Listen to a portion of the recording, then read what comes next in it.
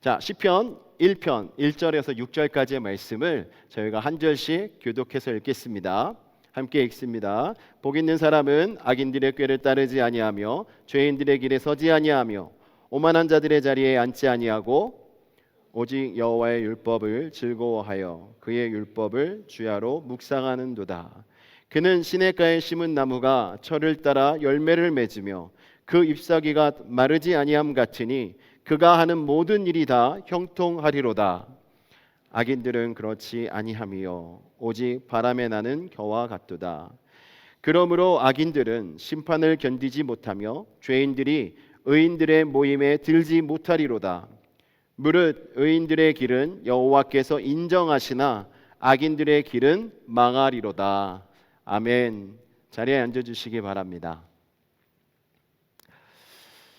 네, 오늘 저희들은 성경 가운데 가장 아름다운 언어들로 표현되어 있는 성경을 읽었습니다.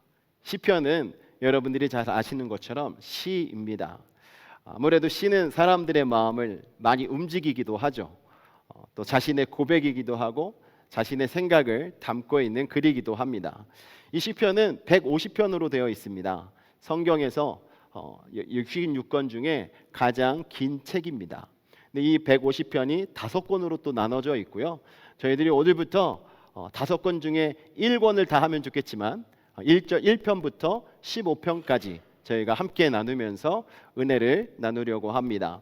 이 시편의 내용을 보면 단순히 그냥 찬송하고 그냥 시적 내용을 표현하기 위함이 아니라 이 안에는 인간의 기쁨과 슬픔과 고난과 또 고뇌와 또 하나님이 어떤 분인가, 또 하나님이 어떻게 삶 속에서 역사하셨는가, 이런 것들을 고백하는 예배자의 그 내면이 고스란히 담겨 있는 시편입니다. 시편은 신자의 영혼이 살아 움직이며 드리는 기도의 언어이고, 또한 하나님의 백성들이 실제로 겪었던 삶 속에서 그들의 믿음이 어떻게 표현되어지는지를 보여주는 영적 일기와 같습니다. 오늘 이렇게 긴 책의 시작을 여는 시편 1편은요 정말 특별한 위치에 있습니다. 다른 시편들과 달리 찬송이나 기도가 아니라 지혜문학의 형식을 띠고 있고 복 있는 자와 악 있는 자의 삶을 선명하게 대비시킴으로 전체 시편을 해석할 수 있는 그 근간을 만들어주고 있습니다. 다시 말씀드려서 시편 1편은요 이 시편 전체의 서론이자 신앙의 삶을 여는 지혜의 입구이기도 합니다. 그래서 우리가 이 1편을 통해서 은혜를 받으시고 앞으로 함께 나누시게 될 시편의 내용을 통해서 하나님이 과연 어떠한 인생을 기뻐하시고 또 어떤 시편 기자의 고백이 하나님을 기쁘시게 했고 또 그의 삶 속에서 어떤 하나님을 만나며 어떻게 믿음으로 어려운 순간들을 이겨내는지 함께 나누려고 합니다. 1절의 첫 단어는요 복 있는 사람입니다. 복 있는 사람, 히브리어로 아슈레이라고 이야기하는데요, 여기서 말하는 복 있는 사람은 세상적인 기준으로 말하는 물질적인 풍요 또 행운 이런 것들을 말하는 것이 아닙니다. 여기서 말하는 복 있는 사람은 하나님과의 바른 관계 속에서 누리는 영적 만족과 인생의 안정과 평안이 있는 사람을 말하고 있는 것입니다. 그래서 복 있는 사람, 시편 기자가 말하고 있는 복 있는 사람은 육적인 번영과 번성이 아니라 영적인 충만과 하나님과의 깊은 관계 가운데 깊은 영적 교제를 맺고 있는 자가 바로 복 있는 사람이다라는 것을 가르쳐주고 있습니다. 이렇게 복 있는 사람의 그 길은 어떻게 걸어가야 하고 또 그 길은 어떤 결말에 이르게 되는지를 오늘 이 본문은 저희들에게 가르쳐주고 있습니다. 그래서 1편 내용을 자세히 들여다보시면 길이라는 단어가 반복적으로 사용되고 있습니다. 이 길은요 히브리어의 뜻을 이렇게 보면 그냥 물리적인 도로나 통로를 이야기하는 것이 아니라 그 이외에 삶의 방식이나 행로 그리고 인생의 방향과 습관된 삶의 태도, 이 모든 것을 총체적으로 이야기하는 단어입니다. 그래서 여기서 말하고 있는 길은 어떤 가치관을 가지고 살아가고 있는지 또 어떤 마음가짐으로 인생을 살아가고 있는지 그 방향을 이야기하고 있는 것입니다. 그래서 오늘 본문은요, 이 길에 대해서 두 가지 길을 이야기합니다. 복 있는 사람의 길과 악인의 길, 의인의 길과 악인의 길, 이렇게 두 가지로 나누고 있는데요. 의인의 길은 하나님의 말씀을 따라 살아가는 삶의 방식을 말하고 있는 것입니다. 그래서 하나님께서 인정해 주시고 하나님께서 돌보신다라고 오늘 말씀은 가르쳐 주고 있습니다. 또 하나의 길은 죄인의 길로서 자기 중심으로 세상의 꾀를 따라서 자신의 방법대로 살아가고 있는 삶의 모습을 악인의 길로 표현하고 있습니다. 그래서 이 시편은요, 마치 인생을 두 가지 길을 딱 펴놓고 저희들에게 어떤 길을 선택하고 갈 것인가를 물어보고 있는 영적인 지도와도 같습니다. 이 길은요, 그냥 우리가 살아가는 삶의 모습으로만 끝나는 것이 아닙니다. 앞으로 우리가 가게 될, 마지막 우리가 가게 될 그 곳과 연결이 되어 있습니다. 삶의 종착지와 연결되어 있기 때문에 우리는 길을 선택할 때 올바른 길을 선택해야 합니다. 그래서 오늘 이 본문 말씀을 통해서 복 있는 사람의 특징이 무엇이고, 복 있는 사람이라면 어떤 삶의 길을 걸어야 하고 그 삶의 결과가 무엇인지 저희들에게 말씀하고 있는 그 은혜를 함께 나눠보도록 하겠습니다. 첫 번째로, 복 있는 사람은 죄의 길과 구별된 삶을 살아갑니다. 1절 말씀을 보시면 아주 자세하게 저희들에게 말합니다. 복 있는 사람은 악인들의 꾀를 따르지 아니하며 죄인들의 길에 서지 아니하며 오만한 자들의 자리에 앉지 아니하고 라고 말하고 있습니다. 그러니까 복 있는 사람이라고 이야기하면서 어떻게 하면 복 받는다라고 긍정적인 이야기로 시작한 것이 아니라 복 있는 사람이 하지 말아야 될 것들, 복 있는 사람의 삶 속에서 분리되어야 할 것들, 이렇게 부정적인 것들을 먼저 선언하면서 이야기를 시작하고 있습니다. 이렇게 부정적인 내용으로 시작하고 있는 것을 우리가 주의 깊게 바라보아야 합니다. 하나님이 저희들에게 긍정적인 것을 말씀하시면서 좋은 것을 먼저 말씀해 주시기를 원하시지 않겠습니까? 하지만 그럼에도 불구하고 여기서 이렇게 부정적인 것을 먼저 말씀하시는 이유는 그만큼 저희들이 악한 것들에게 너무 잘 노출되어 있고 쉽게 유혹되기 때문에 먼저 경계하라라는 것을 가르쳐 주는 것입니다. 1절에서 이 죄의 흐름, 그것을 세 가지로 말하고 있습니다. 히브리어 문장의 구조는요, 절묘한 점진성을 저희들에게 보여줍니다. 그래서 단계적으로 점차 커지고 있음을 보여주고 있어요. 첫 번째는 악인의 꾀를 따르지 아니하며라고 경고합니다. 복 있는 사람은 악인의 꾀를 따르면 안 된다는 것이죠. 여기서 말하는 꾀는요, 단순한 생각이나 의견을 말하는 것이 아니라 삶을 이끄는 조언, 사고방식, 가치관을 의미하는 것입니다. 복 있는 사람은 죄를 지은 자들의 생각을 그대로 받아들이지 않습니다. 그렇기 때문에 처음에 이런 타협이 눈에 잘 띄지 않지만 여기에서 죄의 유혹이 시작되는 것입니다. 죄인의 이 꾀, 아주 작은 삶의 가치관, 방향, 이런 것들이 저희들로 하여금 죄를 짓게 만드는 물꼬를 트게 된다는 것입니다. 그리고 난 이후에 두 번째 경고는 죄인들의 길에 서지 않는다라고 말하고 있습니다. 처음에는 생각만 받아들이고 있었는데요, 이제는 생각에서 멈추지 않고 죄인들과 같은 방식으로 삶을 살아가게 된다는 것입니다. 그래서 저희들에게 죄인들의 길에 서지 말라라고 말씀하고 있는 거예요. 세상에 살아가다 보면 신앙생활을 하고 있지만 죄인들과 같이 세상에서 죄 짓고 살아가는 사람들과 별반 차이 없이 살아가고 있는 성도들의 모습을 우리가 볼 수 있습니다. 그들은 죄인의 길에 함께 서 있는 자라고 볼 수 있는 것이죠. 나도 모르게 그 세상의 가치관이 나에게 들어와서 죄를 짓게 만드는 거예요. 그래서 죄를 짓고 있으면서도 항상 마음속으로 고민합니다. 과연 이렇게 살아가는 것이 맞나? 신앙생활하는 내가 이렇게 살아가는 것이 결코 맞는 것인가? 고민하면서 있습니다. 마음속으로 스트러글 하고 있는 거죠. 하지만 그러면서도 죄를 짓는 그곳에서 떠나지 못하고 죄를 짓고 있는 그 상태가 있기 때문에 저희들에게 죄인들의 길에 서지 말라라고 말하고 있는 거예요. 세 번째로, 더 나아가서 오만한 자들의 자리에 앉지 아니하고라고 경고합니다. 여기서 자리에 앉다라는 이 표현은요, 소속되었다라는 뜻이에요. 여기서 죄가 삶의 일부가 되어버린 그 상태를 말합니다. 그래서 이제는 죄의 길에 서서 안절부절 못하면서 죄를 눈속임하면서 지었던 이런 시기를 지나서 이제 완전히 죄에 소속이 돼서 그냥 죄인들과 함께 하나님을 조롱하고 하나님의 영광을 가르는 일에 앞장서는 이러한 사람이 될 수 있다라는 것입니다. 그래서 오만한 자리에 앉지 않도록 저희들에게 죄를 구별하라라고 경고하고 있는 것입니다. 이 세 가지는 죄가 인간의 삶에 서서히 그러나 확실하게 침투하는 과정을 저희들에게 보여주고 있는 거예요. 처음에는 꾀를 줘서 따라가게 만들고 그 다음에 그 자리에 서게 만들고 결국은 그 자리에 앉게 만든다는 것입니다. 마치 미지근한 물에 개구리를 담고 밑에 불을 가열할 때 처음에는 온도가 비슷하니까 뜨거운 줄 모르다가 나중에 뜨거워졌을 때 그냥 죽는 모습과 같다고 볼 수 있습니다. 처음에는 우리가 이게 죄가 죄인지 모르고 지내고 있다가 죄인지 알고 발견하고 깨달았을 때 뉘우치고 돌아와야 되는데 이미 그 자리에 서서 그 맛을 보다 보니까 주저앉게 돼버리는 이러한 모습을 말하는 것입니다.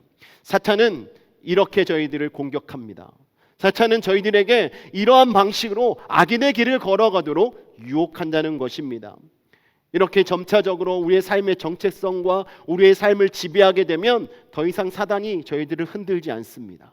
흔들지 않아도 그냥 그 안에서 안주해 있고 앉아 있기 때문에 그런 것입니다. 구별됨은 은혜의 열매입니다. 복 있는 사람은 이 죄의 흐름에 휩쓸리지 않고 구별된 삶을 살아가는 자들이에요.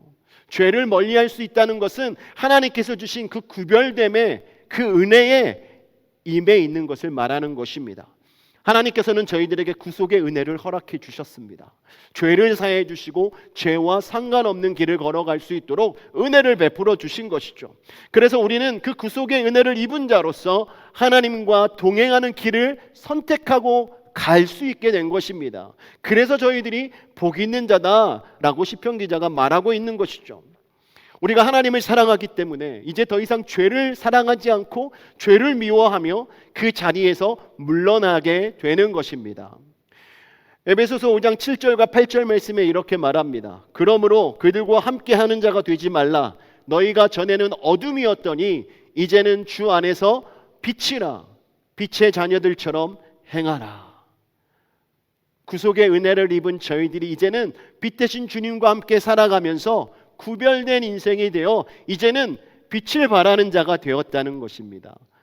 악인의 길을 따라가는 자들이 아니라 의인의 길에 서서 그리스도의 구속의 은혜를 입어 하나님께서 저희들에게 베풀어 주신 그 의를 힘입어 우리가 의의 길을 걸어갈 수 있게 되었다는 것입니다. 오늘날 우리는 수많은 악인의 꾀에 속아서 살아가고 있습니다. 인터넷과 뉴스와 또 교육과 문화와 직장 이러한 모든 곳에서 세상의 가치와 철학이 끊임없이 저희들에게 이렇게 살아가야 한다라고 말하고 있습니다. 하지만 복 있는 사람은 이런 시대 속에서 영적 분별력을 가진 자입니다. 그는 세상의 유행을 따라가지 않습니다. 세상의 풍조를 따라가지 않습니다. 세상의 방식에 동조하지 않습니다.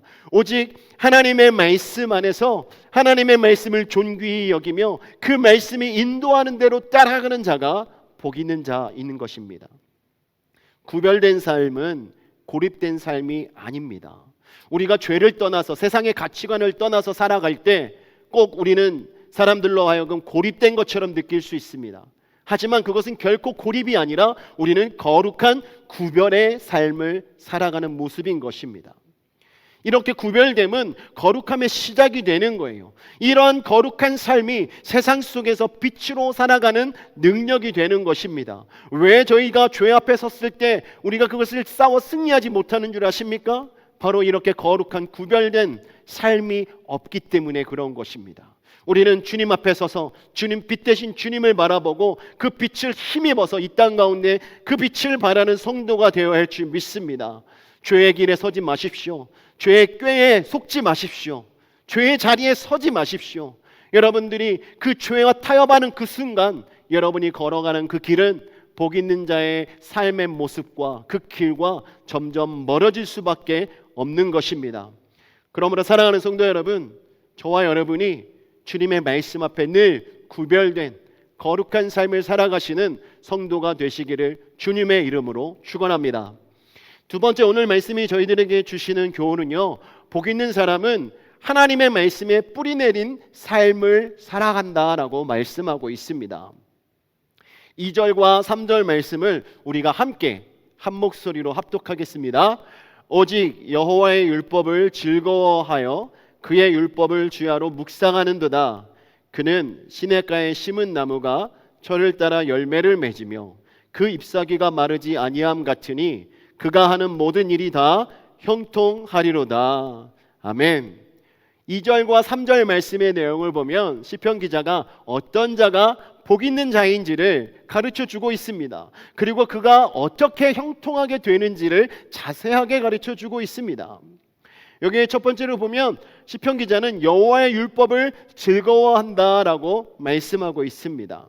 여기서 말하는 율법은요, 단지 계명만을 의미하는 것이 아닙니다. 하나님의 말씀 전부를 말하고 있는 거예요. 그래서 하나님의 언약과 하나님의 뜻을 포괄하고 있는 개념입니다. 그래서 하나님의 뜻을 즐거워하며 살아가는 자가 복이 있는 자의 삶의 모습이다라는 것을 가르쳐 주는 것이죠.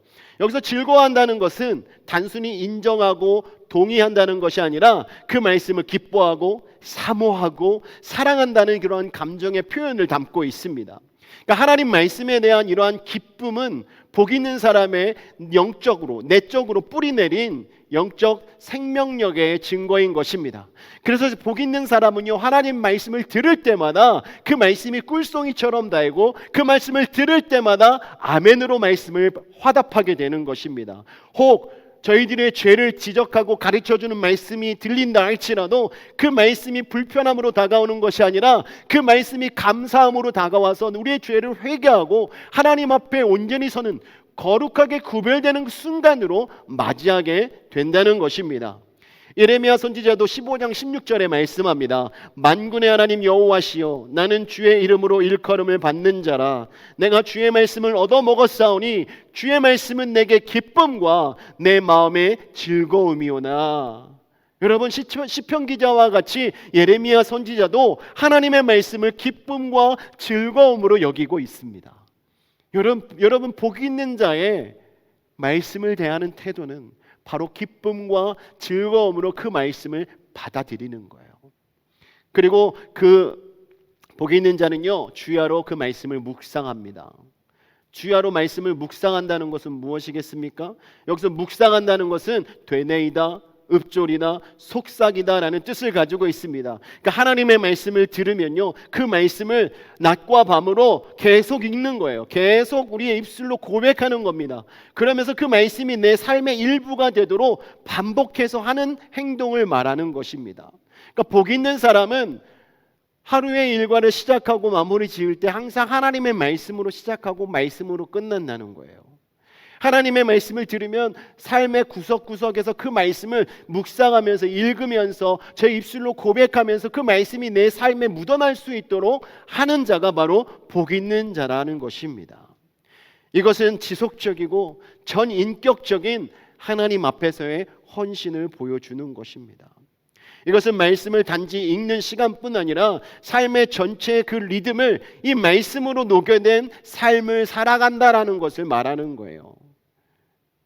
오늘 말씀처럼 복 있는 자는 악인의 꾀를 쫓지 않는다라는 말씀을 묵상했는데, 우리가 세상에 나아가서 그런 꾀를 쫓아가는 삶을 살아가면 어떻게 되겠습니까? 그것은 묵상하는 삶이 아니에요. 어떻게 해서든 내가 악인의 꾀를 쫓아가지 않기 위해서 부단한 노력을 하고 구별하고 분별하는 이러한 나의 모습, 내 입술로 복 있는 자는 악인의 꾀를 쫓지 아니하며 라고 다짐하고 선포하면서 살아가는 이런 모습이 내 삶 속에서 일어날 때 그 말씀이 자연스럽게 내 안에서 살아있고 나의 호흡이 되어서 우리의 영이 살아나는 역사가 일어나게 되는 줄 믿습니다. 그래서 시편 기자는요, 이 복 있는 자를 시냇가에 심은 나무에 비유하고 있습니다. 여러분, 이스라엘 땅에 가면요, 골짜기가 많이 있습니다. 거기는 물이 없어요. 항상 비가 와야 물이 생겨서 물이 흐르게 됩니다. 그런 곳을 와디라고 불러요. 항상 물이 있는 곳이 아닙니다. 그런데 오늘 말씀 속에서 이야기하는 이 시냇가는요, 항상 물이 있는 곳을 말하는 거예요. 이 시냇가에 심은 나무. 여기서 보면 심겨진 나무라고 표현하고 있지 않습니까? 심은 나무.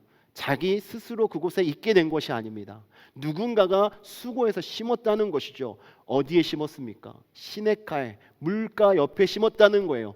저희들에게 언제나 영양분을 공급받을 수 있고, 우리가 자라날 수 있고, 우리의 필요가 채워질 수 있고, 열매 맺을 수 있는 그곳에 심어 놓았다는 것입니다. 그러니까 하나님께서는 저희들에게 우리의 생명이 끊어지지 않고 유지되며 자라나고 열매 맺을 수 있도록 하나님의 말씀으로 저희들을 항상 채워주고 계신다는 것입니다. 이 시냇가는 계절과 상관없이 물이 흐르기 때문에 그 시냇가에 심겨진 나무 그 뿌리에는 언제나 수원이 공급되어서 열매를 맺게 됩니다. 잎사귀가 마르지 않게 되는 것입니다. 그래서 철을 따라 열매를 맺는다는 것은요, 인생의 계절이 달라져도 항상 열매 있는 자가 된다는 거예요. 우리가 하나님의 말씀을 떠나 살면요, 열매를 결코 맺을 수 없습니다. 아무리 열매를 맺으려고 해도, 부단한 노력을 해도요, 열매가 커지지 않습니다. 여러분의 뿌리는 어디에 지금 두고 계십니까? 여러분의 뿌리가 시냇가에 항상 있어야 하는 거예요. 우리가 하나님의 말씀을 묵상하며 인도함 받는 삶이 될 때 우리의 영이 열매를 맺는 인생이 되는 것입니다.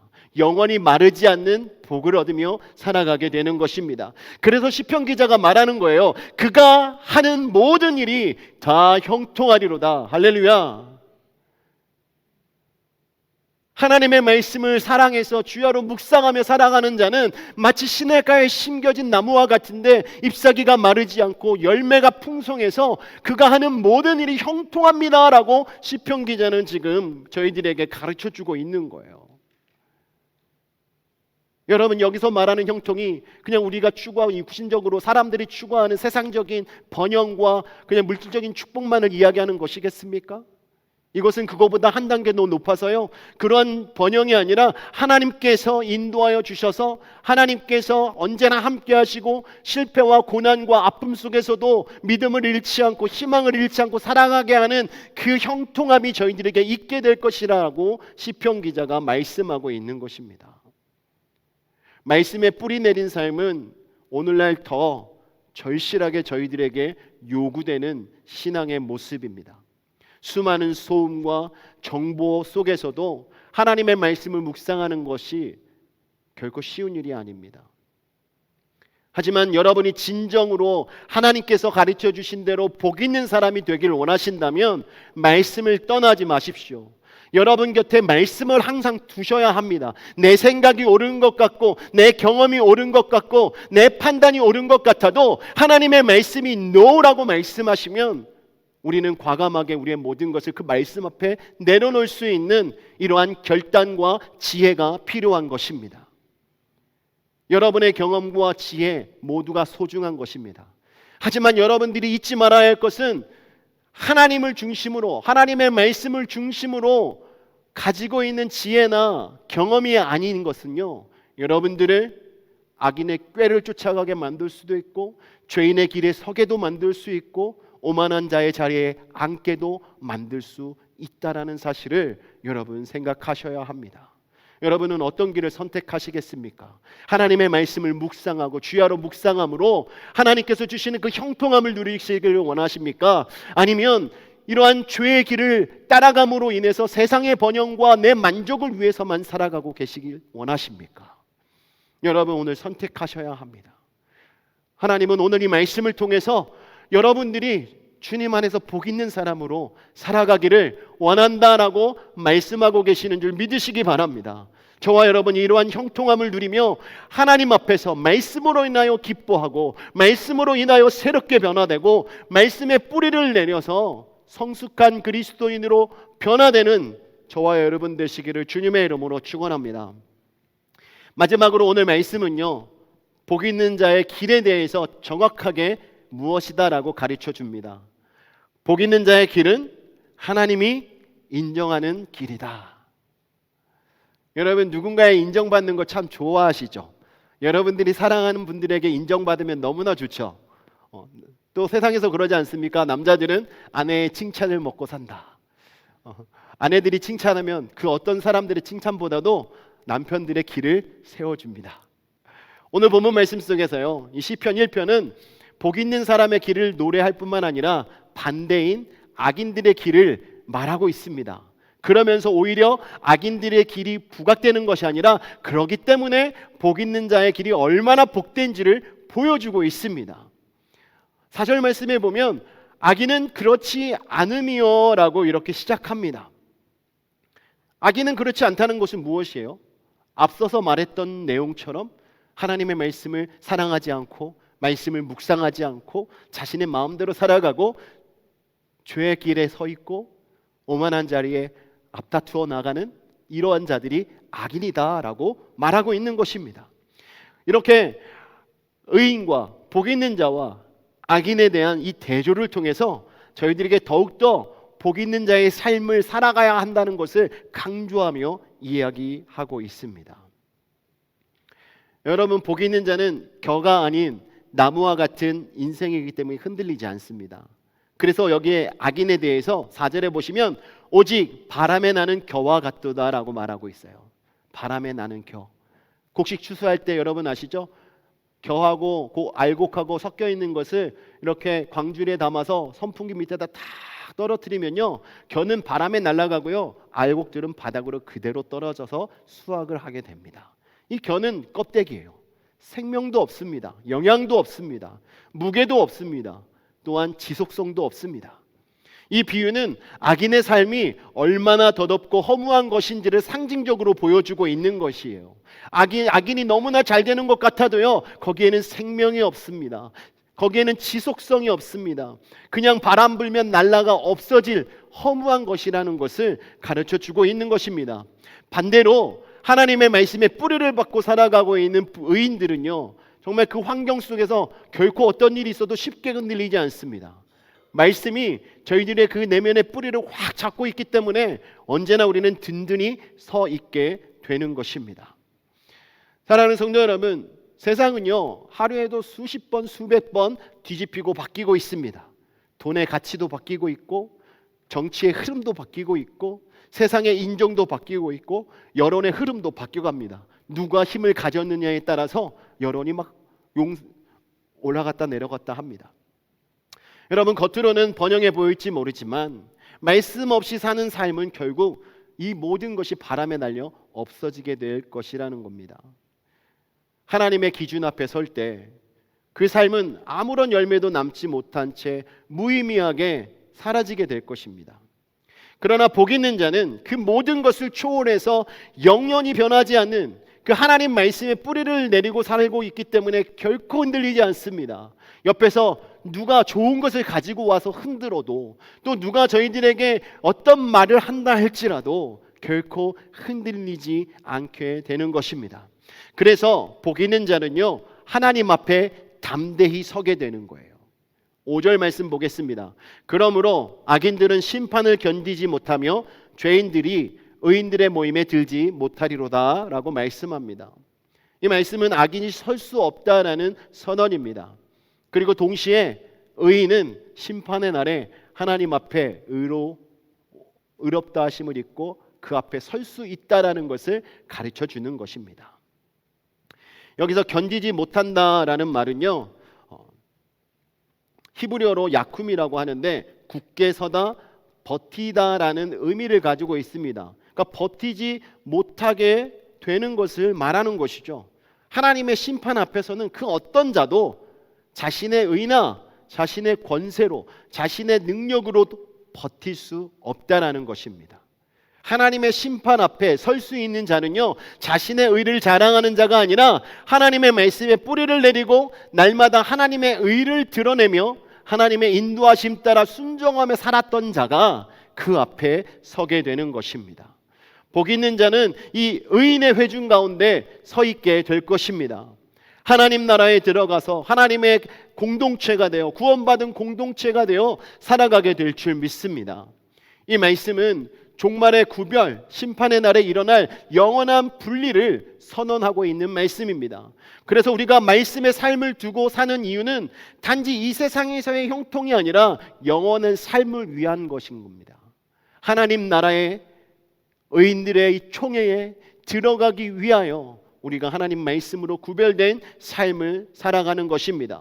그래서 6절에서 말합니다. 무릇 의인들의 길은 여호와께서 인정하시나 악인들의 길은 망하리로다.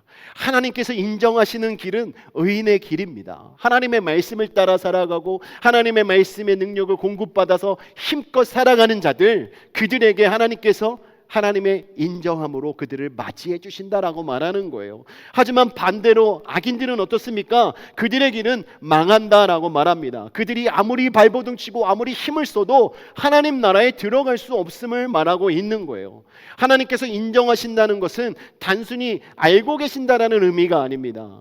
여기서 말하는 것은 사랑과 보호의 관계 속에서 주목하시고 인도하신다는 거예요. 하나님이 인정하신다는 것은 하나님의 사랑과 하나님의 그 보호 가운데 있다는 증거입니다. 사랑하는 성도 여러분, 복 있는 자가 되기를 원하시지 않습니까?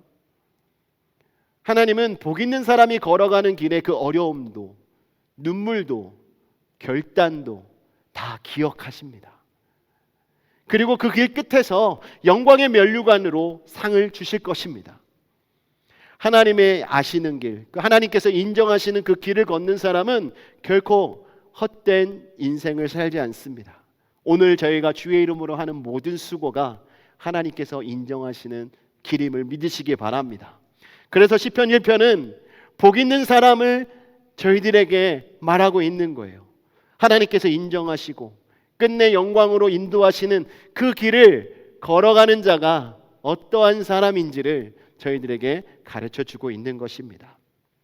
오늘 말씀을 정리하겠습니다. 사랑하는 성도 여러분, 오늘 이 말씀을 통해서요, 이 자리에 계신 모든 분들이 복 있는 분들이 되시기를 주님의 이름으로 축원합니다. 죄인의 길을 멀리하시고 죄를 떠나서 구별된 인생이 되셔서 하나님의 말씀을 늘 붙잡고 그 말씀이 주시는 은혜에 따라 우리가 순종하며 가기를 원합니다. 하나님의 말씀이 저희의 능력입니다. 하나님의 말씀이 저희들로 하여금 열매 맺도록 인도하시는 줄 믿으시기 바랍니다. 하나님의 말씀 때문에 우리가 이렇게 기쁨으로 하나님께 예배하고 우리의 삶을 통하여 하나님께서 인정하시는 그 삶으로 살아가게 된 것 아니겠습니까? 여러분 더욱더 예배에 힘쓰시고 하나님의 나라가 확장되는 일에 여러분들이 복 있는 사람이 되셔서 주님의 빛을 발하시고 주님께서 주시는 그 풍성한 열매를 가지고 하나님의 나라에 정말 귀하게 쓰임받는 저와 여러분이 되시기를 주님의 이름으로 축원합니다. 이 시간 저희들이 함께 기도하겠습니다. 함께 기도하실 때 여러분들이 복 있는 사람이 되기를 원합니다. 이 길을 함께 걸어가기를 원합니다. 죄의 길을 떠나십시오. 여러분 오늘 이 순간부터 죄의 길을 떠나는 저희가 되기를 원합니다. 악인의 꾀를 쫓지 마시고 죄인의 길에 서지 마시고 오만한 자리에 앉지 않아서 하나님이 주시는 그 말씀의 능력을 붙잡고 하나님의 말씀이 주시는 그 영양분을 공급받아서 이 세상 속에서 싸워 승리하는 저희와 여러분이 되어 주님의 나라 임하는 그날 하나님께서 인정하시는 그 자리에 우리가 함께 서서 하나님을 찬양하며 예배하는 펠로우십 커뮤니티 교회 성도들이 되게 해달라고 이 시간 우리 함께 주여 한번 부르짖고 힘차게 기도하시겠습니다.